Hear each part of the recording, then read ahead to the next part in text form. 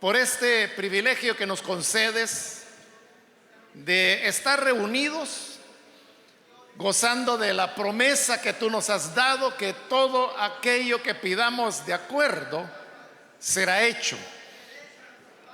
Y por eso, Padre, hoy nos unimos para poner ante ti estas notas de oración, como también las diversas necesidades que hay en medio de tu pueblo. Señor, tú que conoces detalladamente la condición, la situación que vive cada uno de tus hijos, puedes ahora manifestar tu gracia, tu bondad para sanar, para liberar, para restaurar, para proveer, para consolar, para fortalecer, para iluminar, para guiar. Porque tú, Señor, eres nuestro buen pastor, el cual nos guía a pastos delicados. También te rogamos ahora, envía tu palabra. Queremos ser edificados y conocer más de ella. Ilumínanos entonces, y que lo que vamos a escuchar podamos, Señor, ponerlo por obra. Te pedimos por los que aún no te conocen, para que a través de la semilla de esta palabra pueda producir en ellos el nuevo nacimiento, la redención, la salvación. Por Jesucristo nuestro Señor lo pedimos. Amén y amén.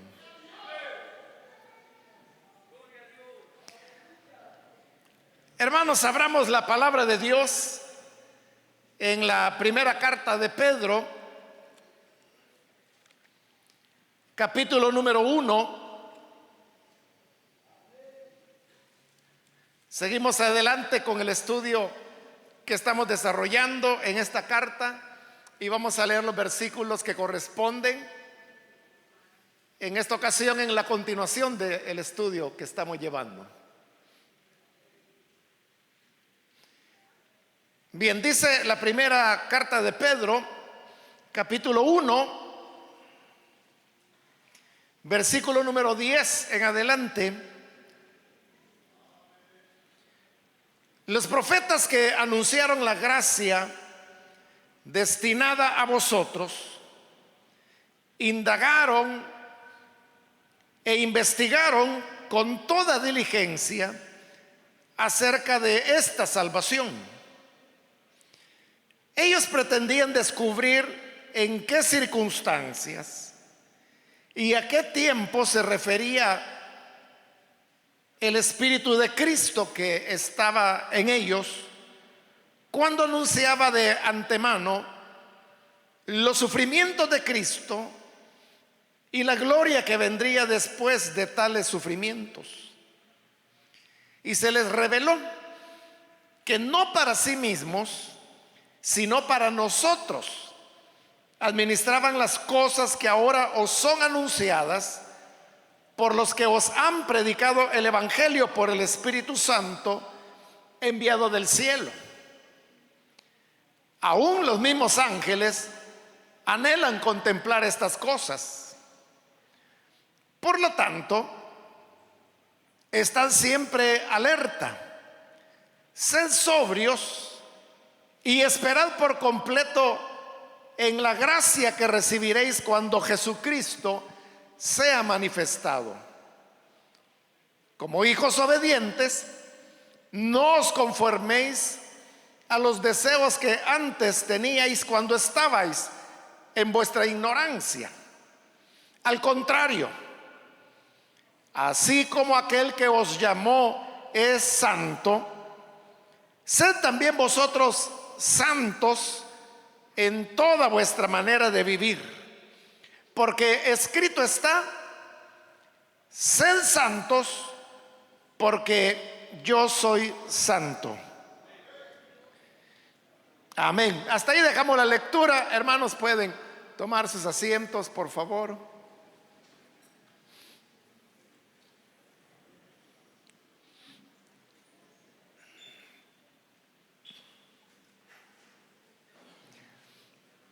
Hermanos, hemos ido avanzando poco a poco en este capítulo primero, donde hemos encontrado que Pedro habla sobre el tema de la salvación, la cual dice él que es una herencia que es indestructible, que no se envejece, no es perecedera, sino que permanece para siempre. Siempre hablando de esa salvación, es que ahora en el versículo 10 nos dice que los profetas que anunciaron la gracia destinada a vosotros indagaron e investigaron con toda diligencia acerca de esta salvación. Está hablando entonces del tema de la salvación, pero al mismo tiempo lo está relacionando con las escrituras del Antiguo Testamento, porque dice que los profetas anunciaron esta gracia. Esta primera carta de Pedro, hermanos, es uno de los libros del Nuevo Testamento que más citas del Antiguo Testamento tiene. Y por eso es que con toda razón la carta ahora nos está haciendo referencia a esos profetas que anunciaron la gracia que nosotros ahora hemos recibido. Porque realmente, aunque al nuevo pacto bajo el cual nosotros estamos recibe el nombre del Nuevo Testamento, y aún la Biblia, usted sabe, se divide en dos partes: el Antiguo Testamento y el Nuevo Testamento. Pero que sea un Nuevo Testamento, que sea un nuevo pacto, no significa que se desecha totalmente el Antiguo Pacto o el Viejo Testamento, como se le quiera llamar, sino que ahora la carta está hablando de cómo hay una unidad en la revelación que Dios ha venido dando a lo largo del tiempo y que ahora se manifiesta a través de el anuncio del Evangelio, como lo vamos a ver ya en un momento, pero que en la antigüedad correspondió a los anuncios de los profetas. Dice que ellos anunciaban, ellos sabían que estaban hablando de una gracia, de un perdón que habría de venir. Por ejemplo, por tomar un solo profeta, Isaías, y específicamente el capítulo 53, es donde el profeta dijo que el siervo del Señor sería herido por nuestros pecados. Dijo que el castigo de nuestra paz sería sobre él, que por sus heridas nosotros seríamos sanados. De todas estas cosas están anunciando una salvación, un perdón, una sanidad. Está anunciando la paz con Dios. Entonces los profetas sabían que ellos estaban hablando de una gracia, de un don que Dios vendría a dar y que sería de bendición. Ellos pensaban que para su mismo pueblo, es decir, Israel. Y siendo tan buena la noticia que ellos estaban anunciando, nos dice la carta que los profetas indagaron e investigaron con toda diligencia acerca de esta salvación. Porque lo que sucedía era que, aunque eran ellos quienes anunciaban la gracia de antemano, ellos no entendían de qué estaban hablando. Por eso es que la carta dice acá que, versículo 11, me voy a adelantar un poquito, que ellos pretendían descubrir en qué circunstancias y a qué tiempo se refería el Espíritu de Cristo que estaba en ellos y que anunciaba esa gracia venidera.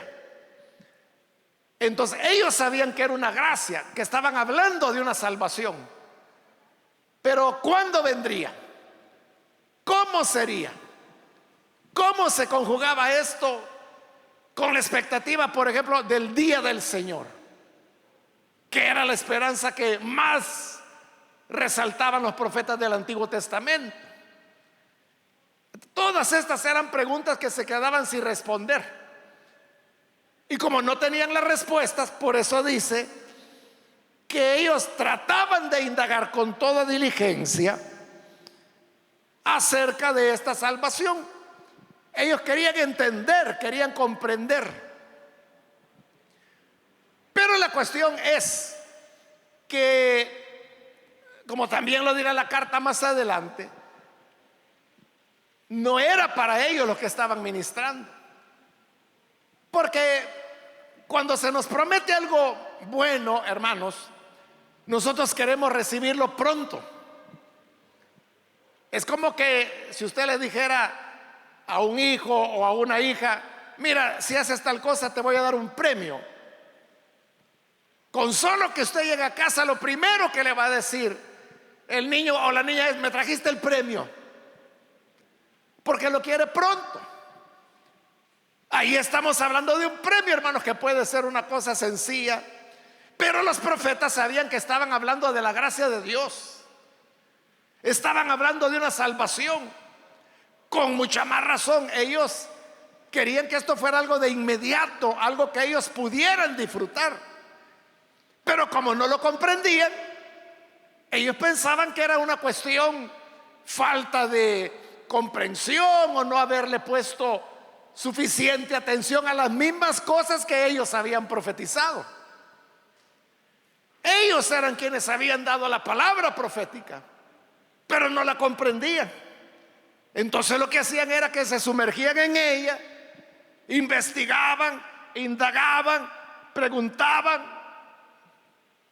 Los profetas, hermanos, del Antiguo Testamento, la mayor parte de ellos no se conocieron entre sí, no tuvieron oportunidad de intercambiar, por ejemplo, puntos de vista u opiniones. Por dos razones básicamente. Una, porque estaban distanciados físicamente. Hubo profetas que fueron del reino del norte, que sería Israel o Efraín, como también le llama la Biblia, y otros que estaban al sur. Y ellos respetaban estas fronteras casi artificiales en las que se había dividido el reino. Pero la cuestión es que Dios le llamaba a ministerios específicos en cada uno de los reinos, porque las condiciones espirituales eran diferentes. En términos generales podríamos decir que el reino del norte era el más rebelde, el más idólatra, el más alejado del Señor, porque así nació el reino del norte, con idolatría. Se recuerda con el rey Jeroboam, que lo primero que hizo fue colocar ídolos al norte, al sur. Inventó un sacerdocio, inventó fechas religiosas, inventó una religión prácticamente. Así nació el reino del norte. Entonces el mensaje que Dios tenía para ellos era muy diferente del mensaje que tenía para los del sur, donde estaba el templo, donde seguía el sacerdocio levítico, donde había más temor de Dios. También había desobediencia, pero no era tan marcada como en el norte. Por eso es que le digo, el profeta que era del norte era del norte, y el que era del sur era del sur, y no había mayor relación entre ellos, con muy raras excepciones, como por ejemplo Elías, que el ministerio de Elías trascendió las fronteras. Y aunque él era del norte, hubo ocasiones en que fue a profetizar al sur. Pero claro, Elías era un ministerio imponente, podríamos decir, muy fuerte, aunque él no escribió ningún libro, ¿no? O sea, sus profecías no fueron escritas ni coleccionadas. como si fue en el caso de todos los libros proféticos que hoy tenemos en el Antiguo Testamento. Ese es un aspecto, que geográficamente estaban en distintos lugares. Y el otro aspecto tiene que ver con el tiempo, que vivieron en momentos diferentes. Por ejemplo, Dios levanta el ministerio de Ezequiel cuando prácticamente está terminando el ministerio de Jeremías.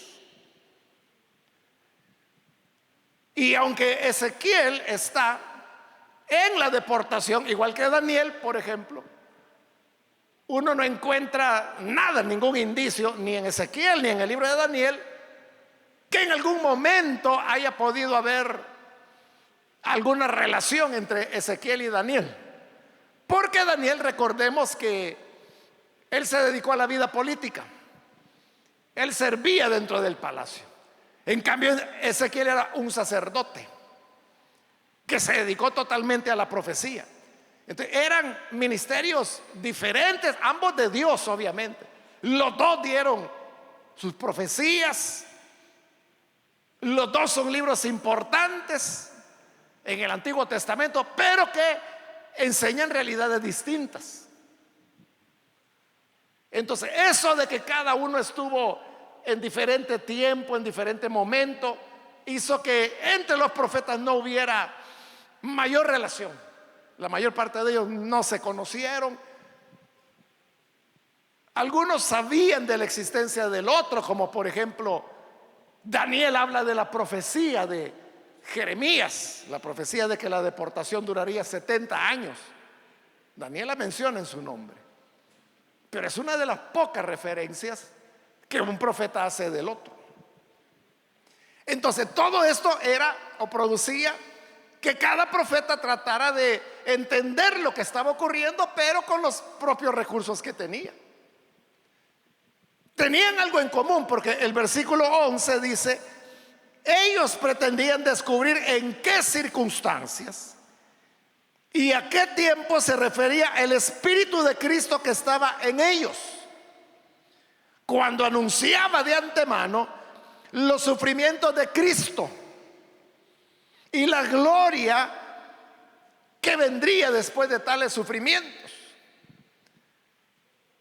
Como ya dije, estaban en diferentes lugares y en diferentes tiempos, pero todos tenían el Espíritu de Cristo, es decir, el Espíritu Santo, que aquí se le llama Espíritu de Cristo.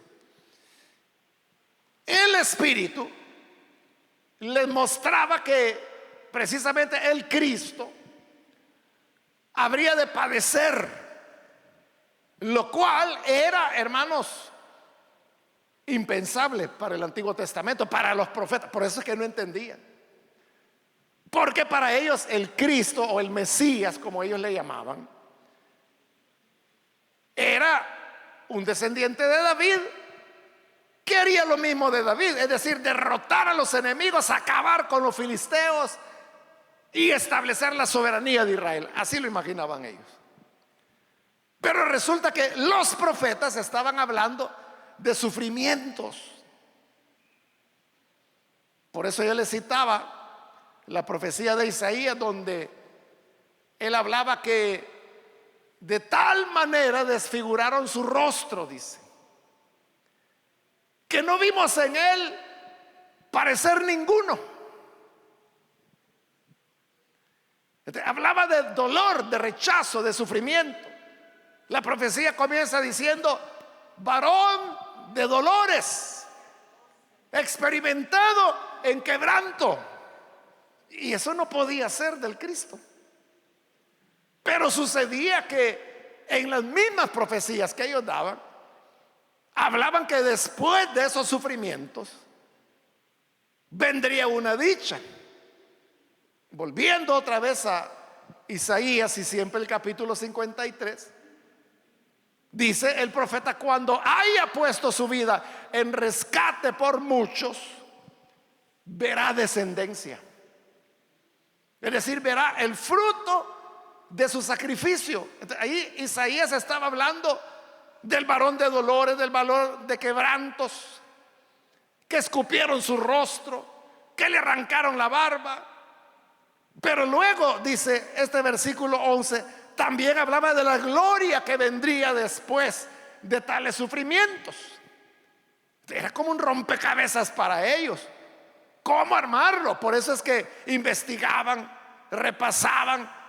Y lo más tremendo era que ellos eran los que habían dicho las palabras, pero no las habían dicho de voluntad humana, sino que inspirados por el Espíritu Santo. Pero eran ellos quienes hablaban. Ellos no entendían lo que decían, hasta que llegaba un momento, dice el versículo 12, en que se les reveló no el significado, sino que dice que no para sí mismos, sino para nosotros administraban las cosas que ahora os son anunciadas. Llegaba un momento en que ellos investigaban, indagaban tanto, oraban a Dios, pedían sabiduría, pedían entender, hasta que Dios se compadecía de ellos y les decía: mira Isaías, mira Jeremías, mira Daniel, mira Abdías, mira Miqueas, o sea, cualquiera. Miqueas fue el que anunció que en Belén, la más pequeña de las aldeas, de ahí vendrá el que reinará por la eternidad. Pero no entendía cómo era eso. O sea, cómo era que el rey iba a nacer de la aldea más humilde. O Zacarías, que anuncia: he aquí tu rey viene humilde, montado sobre un pollino. El pollino es la cría del asno, que así como a la cría de la gallina se le llama pollito, a la cría de la oveja se le llama cordero, a la cría del asno se le llama pollino. Entonces, ¿cómo es que el Cristo, el Hijo de David, el Rey triunfante que habría de inaugurar el día del Señor, iba a venir humilde y cabalgando sobre un pollino? Entonces el Espíritu de Dios les revelaba, después de que ellos habían indagado tanto, y les decía: oye, es que esto que tú profetizas, lo que estás anunciando, no es para ti, ni siquiera para tus hijos, ni para tus nietos, sino que pasarán los siglos. Bueno, a Daniel se le dijo más claramente, porque Daniel terminó su profecía en el capítulo 12. Daniel terminó de profetizar y de escribir su libro y no entendió nada. Entonces le dijo: Señor, ¿qué significa esto? Y le dijo: mira, Daniel, este rollo, porque se escribía en rollo de pergamino, enróllalo, ciérralo, y cuando ya lo hayas cerrado, séllalo y guárdalo bien, porque esta profecía no es para ti. Guárdalo para que sea preservado por mucho tiempo, hasta que llegue el final de los tiempos. Entonces los escogidos, ellos son los que van a entender. Para Daniel fue muy claro, pero el mismo sentido era lo que el Señor le decía a los otros profetas. Ahí dice: se les reveló que no era para ellos, sino que era para nosotros, para los que hemos alcanzado el final de los siglos. Si hoy nosotros entendemos pasajes como el capítulo 53 de Isaías, que para nosotros es un capítulo hermoso, porque habla del Mesías, de su entrega, de su sacrificio, de la salvación, de la sanidad que nos ha dado a través de esa muerte, de ese sacrificio.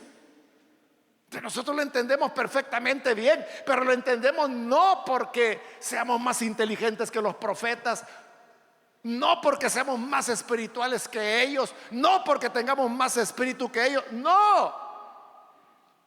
Es que ellos escribieron para nosotros. Para nosotros.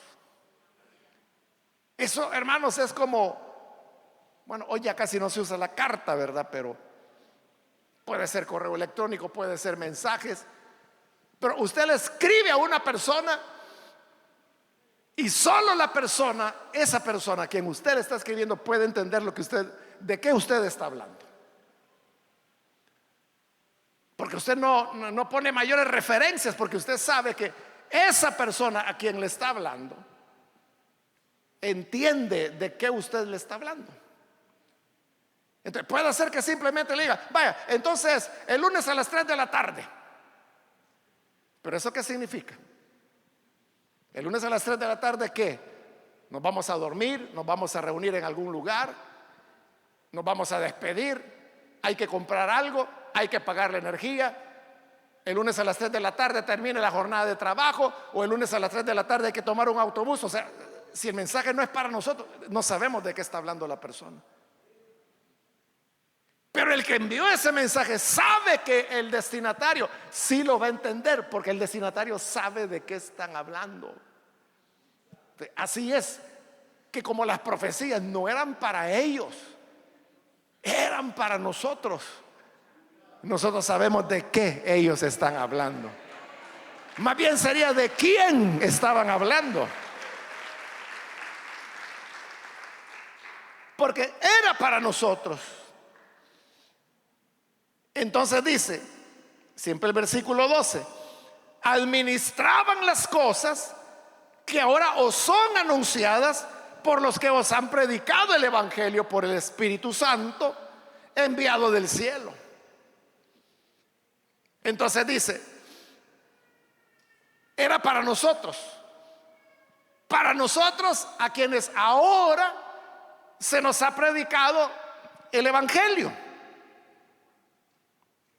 por el Espíritu Santo que vino del cielo. Ese es el otro elemento, hermanos. Y es que ellos no conocieron el evangelio. Ellos no supieron de gracia. Ellos no supieron nada de salvación por la fe. No entendieron nada de justificación, de redención, de nuevo nacimiento, de morada del Espíritu Santo, de ser templo del Espíritu Santo, de ser injertados en el cuerpo de Cristo, que Cristo en nuestra cabeza. O sea, ellos de eso nada. Nosotros sí lo sabemos por el evangelio que nos fue predicado. Entonces, esa pieza, el evangelio, es la que nos ilumina. Y por eso podemos entender los profetas a la luz de la revelación del Nuevo Testamento. Pero si no tuviéramos, hermanos, la revelación del Nuevo Testamento, probablemente no entenderíamos el Antiguo. Creo que no lo entenderíamos. Cuando su servidor llegó al evangelio, prácticamente llegamos al mismo tiempo con otro hermano que era un amigo mío. Él era mayor en edad que su servidor, pero con una semana de diferencia ambos llegamos al evangelio. Entonces, así platicando un día nos pusimos de acuerdo, o sea, porque ninguno habíamos leído la Biblia nunca. Entonces nos pusimos de acuerdo que íbamos a leerla y que él iba a comenzar a leer la Biblia desde el Antiguo Testamento y que yo iba a leer desde Mateo el Nuevo Testamento, y así quedamos. Entonces cada quien en su espacio privado leíamos la Biblia, yo en el Nuevo Testamento, él en el Antiguo Testamento. Y un día, hermano, de repente él me llama por teléfono y me dice: mira, Mario, me dice, me voy a circuncidar, me dijo. ¿Y por qué?, le dije yo. Porque la Biblia dice, ya leí, me dice, la parte donde dice que el que no sea circuncidado será cortado del pueblo del Señor. Y yo no quiero que el Señor me vaya a cortar, me dice, así que ahora mismo, me dice, aquí en la casa me voy a circuncidar. Y yo le dije, no, le dije, estás loco, no te hagas nada, le dije, ahorita voy. Y él vivía a la vuelta de mi casa, unas 3 calles quizás. Y yo salí corriendo y dije, este loco a saber qué va a hacer. Pero logré llegar a tiempo. Pero ¿qué era lo que pasaba? Hermanos, que en mi lectura del Nuevo Testamento yo ya había llegado a Gálatas y ahí había leído lo que Pablo dice, que la circuncisión nada es, que lo que importa es la nueva criatura. Entonces, yo llegué corriendo con mi Biblia y yo le dije: tranquilo, no te hagas nada, tranquilo, le dije yo. Es que yo he leído, le dije, que la Biblia dice en algún lugar que la circuncisión no es nada. Y empecé a buscarlo, gracias a Dios que hallé, que era en Gálatas. Y le dije: mira, aquí dice, le dije, que la circuncisión nada es, sino que la nueva creación. Bueno, eso fue real, o sea, eso de verdad ocurrió, hermano. Y por eso yo le digo que si no tuviéramos el Nuevo Testamento, le hubiera pasado lo de él. Porque él comenzó a leer la Biblia desde Génesis. No conocía el Nuevo Testamento. Entonces, claro, si uno lee desde Génesis, uno va a terminar apedreando a los adúlteros. Porque dice, eso es lo que dice el Antiguo Testamento, ¿no? O sea, uno va a terminar circuncidándose como él quería hacerlo, y ni siquiera en hospital, ¿verdad? Sino que ahí con un cuchillo de cocina. Asustado porque eso dice en Génesis y en Éxodo, ¿no? Que el que no se circuncida está cortado del pueblo del Señor. Pero cuando uno tiene la luz del Evangelio, o sea, ahí no era, hermano, que yo fuera más listo, fuera más inteligente, o que yo tuviera más tiempo en el Evangelio. No, él me ganaba en el Evangelio por una semana, pero me ganaba. Pero ya había leído el Nuevo Testamento, ya había leído Gálatas. Así seríamos nosotros si no tuviéramos el Nuevo Testamento. Ahora, este Evangelio que está en el Nuevo Testamento es el que nos ilumina y nos hace entender las palabras de los profetas. Y dice, fíjese qué interesante, cosas que ahora os son anunciadas por los que os han predicado el Evangelio. Mire lo que está diciendo la carta: que el Evangelio les había sido predicado a ellos por los que habían anunciado por el Espíritu Santo que vino del cielo. No sé si recordará, pero cuando hicimos la introducción a Primera de Pedro, yo le dije que Primera de Pedro se considera que es una de las últimas cartas, o si quiere, de los últimos libros del Nuevo Testamento que fueron escritos. Exactamente dijimos que no se puede fechar, pero oscila entre el año 73 y 92. Entonces, ¿qué significa? Que los que escribieron esta carta ya es una generación posterior a los apóstoles. A ellos es que están haciendo referencia cuando les dicen: las cosas que os han sido anunciadas por los que les predicaron el Evangelio. No está diciendo por el Evangelio que yo les prediqué, como lo decía Pablo, por ejemplo. Porque en el caso de Pablo, él era la primera generación, ¿no? Pero aquí está haciendo alusión a aquellos que habían recibido el Espíritu Santo del cielo. Está refiriéndose a Pentecostés, y que habían anunciado el Evangelio, pero no son los que están escribiendo la carta. Porque si no dijeran que fueran ellos, están diciendo que los que les predicaron. Es una segunda generación. Y por eso yo le decía que aunque la carta se llama Primera de Pedro, le expliqué todo eso, que no lo voy a repetir, ¿verdad? Que es el recurso de la pseudonimia para validar el escrito. Pero realmente no fue Pedro quien lo escribió, porque Pedro estuvo en Pentecostés. Pedro fue el que predicó el día que el Espíritu Santo vino del cielo. Pero el que está escribiendo está haciendo referencia a ellos como los que les predicaron. Y así allá, dependiendo, ¿verdad?, de la fecha, 40 o 60 años antes. O sea, ellos ya habían muerto. Y agrega al final del versículo 12: aún los mismos ángeles anhelan contemplar estas cosas, porque el misterio de las profecías no era solamente para los profetas, que no entendían ni sus propias palabras, ¿no? El misterio era para los ángeles también. Porque cuando Pablo habla sobre el evangelio y sobre esta salvación que Dios preparó, dice que es el misterio oculto en Dios por los siglos. Es decir, Dios no lo había dicho, Dios sabía lo que iba a hacer. Ella tenía su plan eterno, como lo llama el libro de Hebreos, pero ni a sus ángeles se les había dicho. Y así como los profetas no entendían lo que anunciaban, los ángeles tampoco sabían de qué estaban hablando. Pero cuando este evangelio se hizo realidad, cuando el Espíritu Santo vino y los apóstoles comenzaron a predicar el evangelio, dice la carta, aún los mismos ángeles anhelan contemplar estas cosas. ¿Contemplar qué? El anuncio del evangelio, que le da sentido a las profecías del Antiguo Testamento. Por eso es que los ángeles están con nosotros. No todos los ángeles están aquí, porque Dios los asigna para diferentes misiones y en diferentes momentos.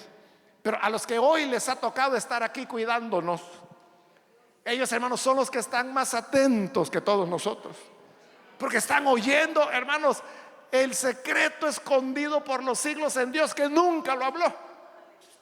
Pero les interesa tanto a los ángeles entenderlo, que dice que anhelan contemplar estas cosas.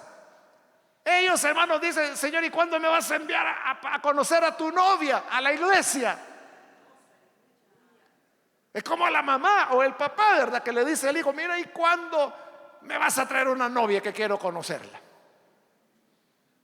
Está ansioso.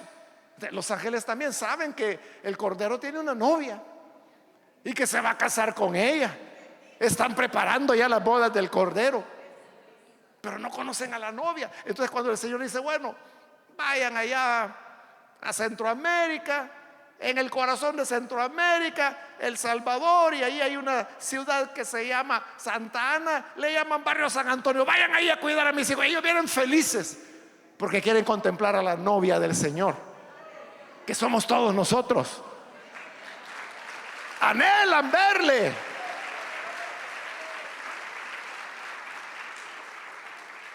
Entonces, está hablando entonces de un gran privilegio que no tuvieron los profetas. Es que lo que los profetas hicieron fue para nosotros, y ahora se nos ha anunciado, y para eso nada menos que el Espíritu Santo vino del cielo para que se nos compartiera el evangelio. Y los ángeles anhelan contemplar este anuncio.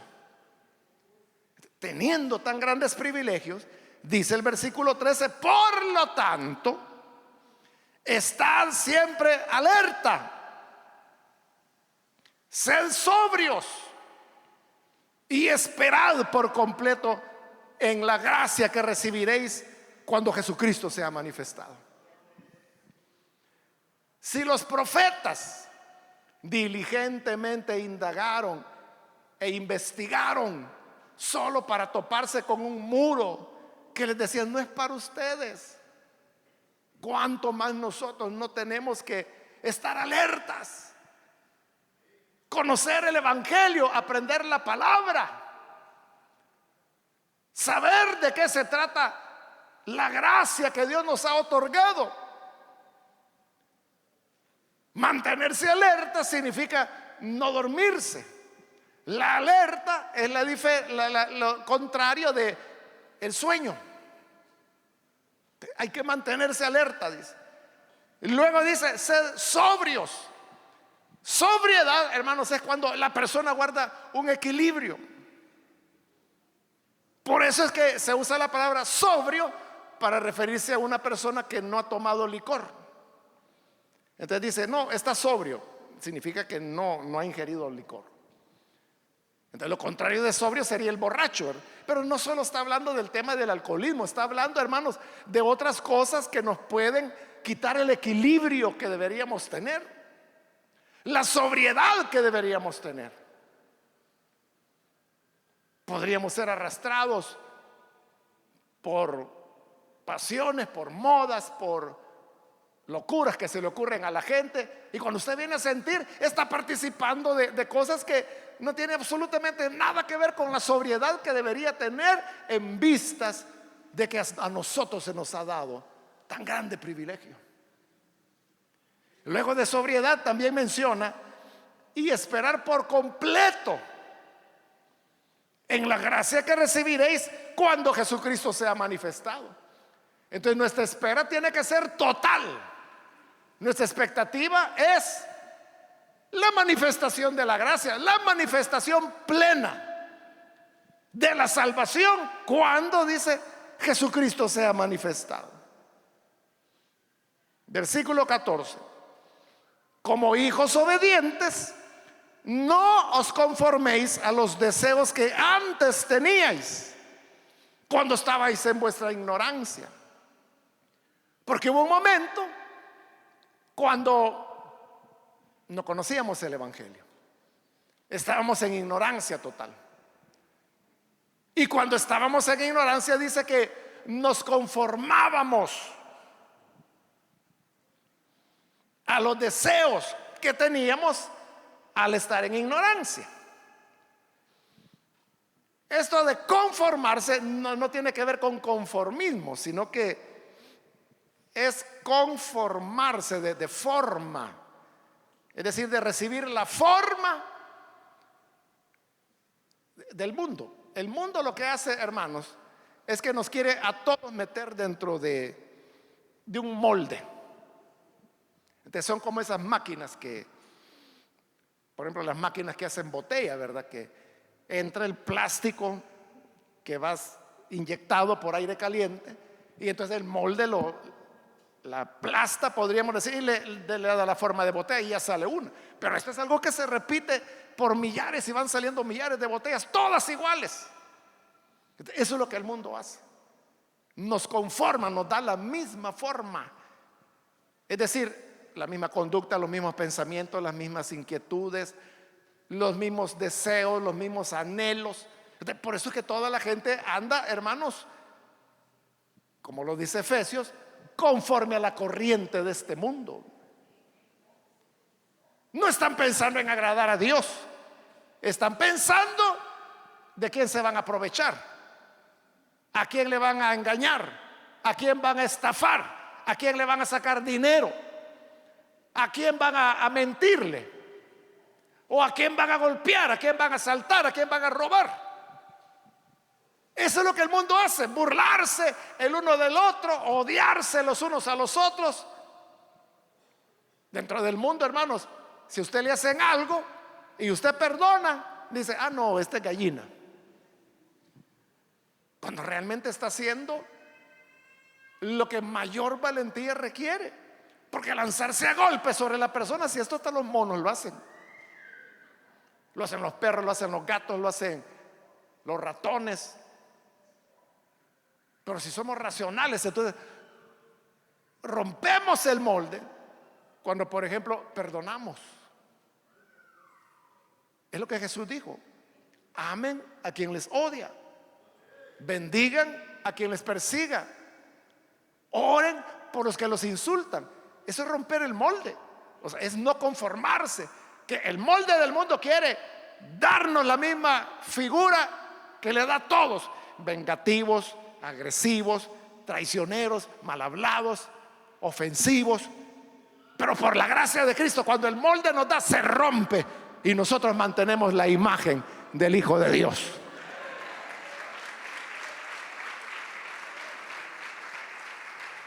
A eso es a lo que se refiere cuando dice: como hijos obedientes, no se conformen.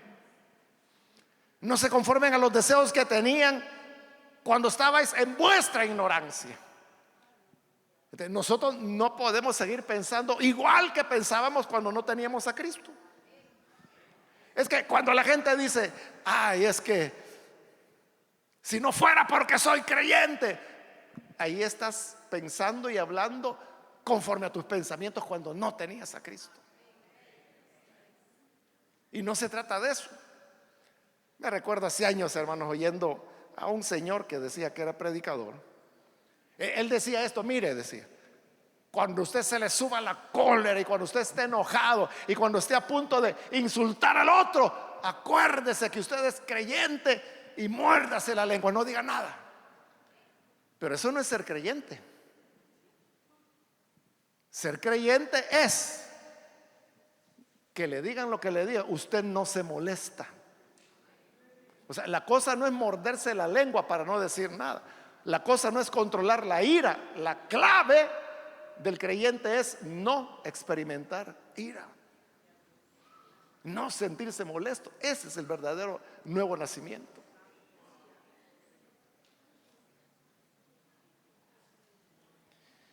Y dice el 15, al contrario, es decir, al contrario de conformarse, así como aquel que os llamó es santo, sed también vosotros santos en vuestra manera de vivir. Debemos rechazar el molde del mundo para tener otra imagen, otra forma, diríamos. Debemos conformarnos, pero no al mundo, sino que conformarnos a Cristo, parecernos cada vez más a Él. Y esto es algo que produce el Espíritu Santo a través de la palabra. Nos va labrando, nos va cambiando, nos va enderezando, nos va, hermanos, quitando, como el escultor, ¿verdad? Que con el martillo y con el cincel le quita un borde por acá, le quita otra protuberancia que tiene de este lado, lo va afinando. Eso es la palabra de Dios con nosotros.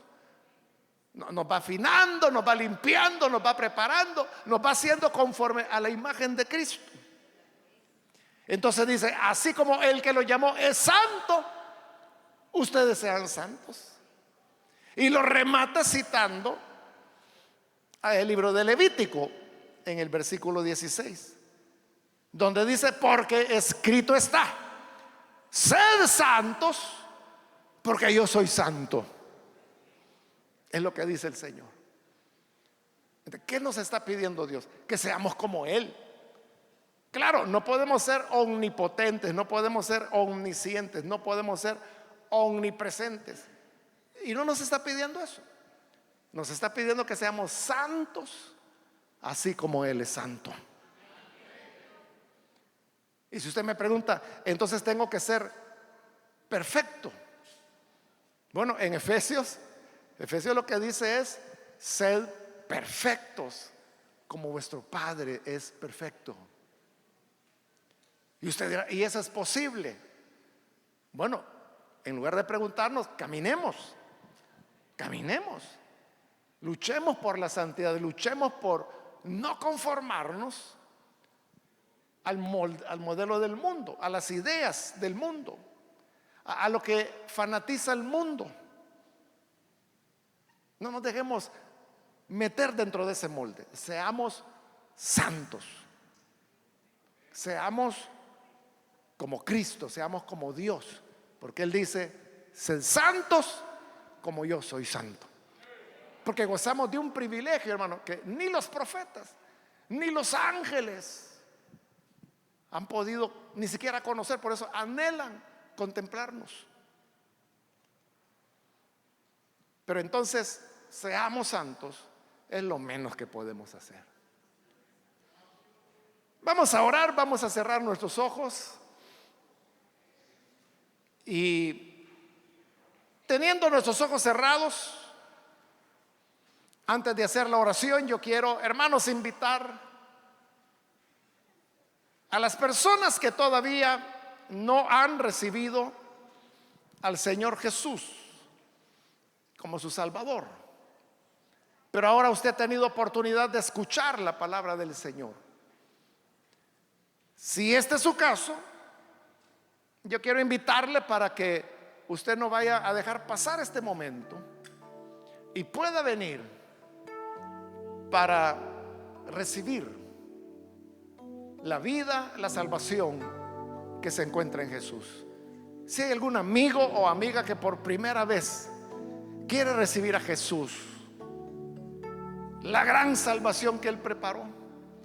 Por favor, en el lugar donde está, levante su mano en señal que desea hacerlo. Cualquier persona que por primera vez necesita recibir a Jesús, ahí donde se encuentra, indíquenoslo levantando su mano, y con gusto vamos a orar por usted.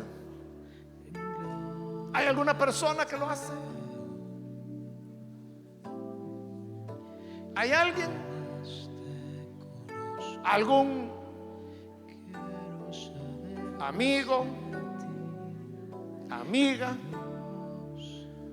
que hoy necesita un cambio en su vida, que ya no quiere continuar lo mismo que toda la gente, que el mundo, siguiendo la corriente de este mundo? ¿Quiere hacer la voluntad de Dios? Levante su mano en este momento y vamos a orar por usted. También quiero invitar, si hay algún hermano que se ha alejado del Señor, pero necesita reconciliarse con el Señor, de igual manera puede indicárnoslo levantando su mano si se va a reconciliar, para que podamos orar por usted. ¿Hay alguien que necesita volver al Salvador?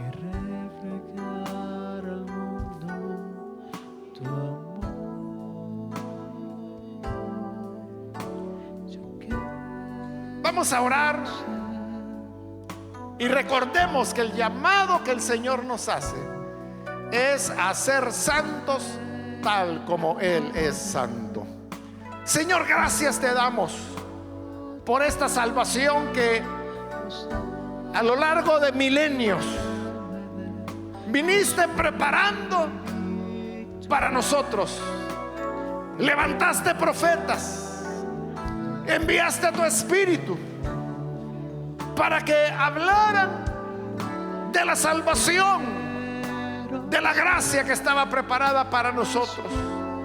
Y ahora que hemos recibido tal privilegio, queremos pedirte que nos ayudes a depender siempre de ti y a vivir en santidad, a no conformarnos a los pensamientos que teníamos en nuestra ignorancia, sino a ser renovados y a vivir de acuerdo a tu voluntad, tal como el evangelio que nos ha sido anunciado nos lo enseñan.